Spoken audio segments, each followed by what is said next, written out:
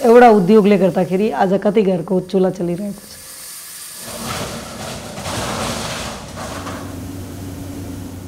लोग्ने मान्छेले गरेको काम पनि हामीले गर्न सकिन्छ। कामदेखि मन चुराउनु हुँदैन।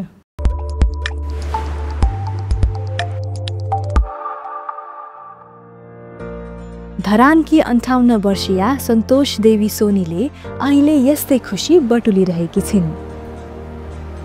उनले नेतृत्व गरिरहेको उद्योगमा कत्था उत्पादन हुन्छ। उनी बिहानैदेखि आफ्नो व्यावसायिक कर्ममा तल्लीन हुने गर्छिन् अनि जति जति यी सामान तयार हुन्छन् उनको मन फुरुङ्ग हुन्छ। दाइभन्दा अलिकति राम्रो गरेर लैजाउँ कम्पनीलाई, हाम्रो उद्योगको नाम राम्रो होस् भनेर त्यो चाहिँ मेरो सोच छ। उनको उद्योगमा हाल एक पटकमा 80,000 किलोसम्म कत्था उत्पादन हुन्छ, जो विदेशमा निर्यात हुने गरेको छ। यसरी सन्तोष देवी स्थानीय उत्पादनलाई विदेशसम्म फैलाउन सफल भएकी छन्। त्यसो त करोडौं कारोबार गर्ने उद्योगको सफल नेतृत्व गरिरहेकी सन्तोष देवी सोनीको जीवन कथा भने कुनै फिल्म भन्दा कम छैन। भारतको फिल्म नगरी मुम्बईमा जन्मेकी उनी विवाहपछि मात्र नेपालको धरान आइपुगेकी हुन्। उनका विवाहपछिका झण्डै 35 वर्ष सामान्य गृहिणीको रूपमा घर धन्दामै बित्यो। म त इन्डियामा त पेन्ट सर्ट लगाएको केटी, कलेज गएको केटी, यहाँ आएपछि हाम्रोमा यत्रो गुङ्गट थियो, गुङ्गटमा बसेको अनि दाउरामा काम गरेको। दाउरा कहिले आँखाले देखेकै थिएन, यहाँ आएर दाउरामा पनि काम गरेँ। यहाँको काम सब अल्टर थियो, उताको काम सबै अल्टर थियो।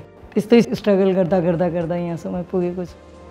काम त गरेको केटी हो, लेकिन त्यहाँको शहरको काम भिन्नै हुन्थ्यो, यहाँ हाम्रो काम भिन्नै तरिकाको थियो। 3 वर्ष अघि घटेको एउटा अप्रत्याशित घटनाले उनको जीवनमा नयाँ मोड ल्याइदियो। विभिन्न उद्योग हाँकिरहेका श्रीमानको असामयिक निधनले सबै सपना फताभुङ्ग पारिदियो। तर उनले हिम्मत हारिनन्। श्रीमानले सञ्चालन गर्दै आएका मध्ये कत्था उद्योग आफ्नै नेतृत्वमा अघि बढाउने अठोट लिइन्। कोरोनाले गर्दाखेरि जानुभयो। अरू दाइको त धेरैवटा उद्योग थियो, त्यो अरू सबै मेन्टेन गर्दै यो उद्योग म चलाउँछु भनेर मैले डिसिजन लिएको। दाइले स्टाफहरूलाई एकदम राम्रो बनाएर जानुभएको छ। टिम मेरो राम्रो छ। टिमले गर्दाखेरि नै म यहाँ खुट्टा टेकिसकेको छु दाइ बितेपछि। यही निर्णयले उनलाई एकाएक गृहिणीबाट उद्यमी बनाइदियो। उद्योगलाई उनले जीवनकै अभिन्न अङ्गको रूपमा अगाडि बढाइन्। पहिला छोरीको जिन्दगी जिए आमा बुवासँग, पछि बुढी भएर जिए, यहाँ आएपछि बुहारीको जिन्दगी जिए। अब जीवनले समयले जे गराउँछ त्यही गर्नुपर्छ। पहिला त्यहाँ, फेरि यहाँ, त्यसपछि फेरि उद्योगमा, लास्टमा आफ्नो जिन्दगी छ। जिन्दगी जिनुपर्ने छ भने स्ट्रङ हुनैपर्छ। पहिल्यैदेखिको उनको नरम व्यवहारले गर्दा कर्मचारीहरूबाट राम्रो सहयोग पाइन् पनि। तर उद्योगलाई निरन्तरता दिन लगानीको खाँचो पर्यो।